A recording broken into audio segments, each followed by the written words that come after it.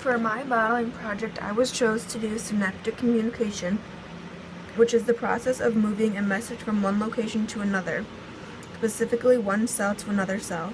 This particular synaptic communication is through a chemical synapse, specifically a chlorogenic synapse, which just means that it releases acetylcholine. Chemical synapses take place in one direction to another, which in this case is presynaptic to postsynaptic membrane. Presynaptic just means a neuron that releases an impulse, where postsynaptic is a neuron that receives the impulse.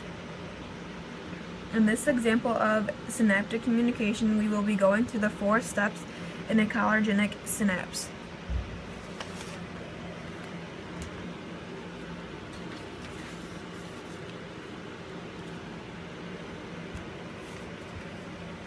For the communication between 2 cells to occur, an action potential must arrive at the cell and depolarize the axon terminal. In this step, the neurotransmitter, acetylcholine, is being released, which depolarizes the axon terminal by the arrival of an action potential.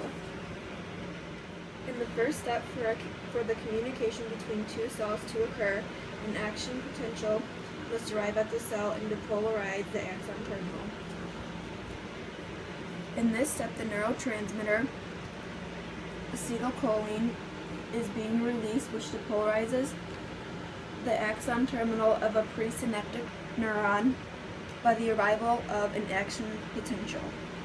Sometimes a synaptic delay may occur, and this just means there is a delay of 0.2 to 0.5 milliseconds between the arrival of the action potential at the axon terminal and the effect on the postsynaptic membrane.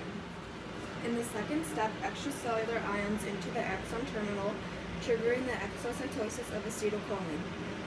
Due to the depolarization of the axon terminal, the voltage-gated calcium channels open, allowing calcium ions to come in. This then triggers the exocytosis of acetylcholine into the synaptic cleft.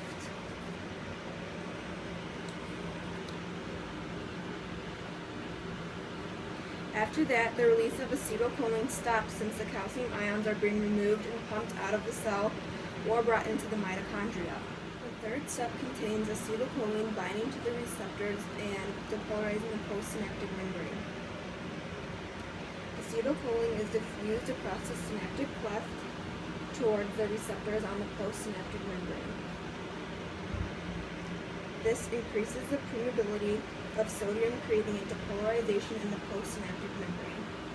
So here we have the postsynaptic membrane, and the sodium is coming through the channels, depolarizing the postsynaptic membrane. In the final step, acetylcholine is removed by acetylcholine esterase. Here we have acetylcholine being broken down by the enzyme acetylcholine esterase into acetate and choline. The choline is then absorbed by the axon terminal and used to resynthesize acetylcholine in this process that you see here.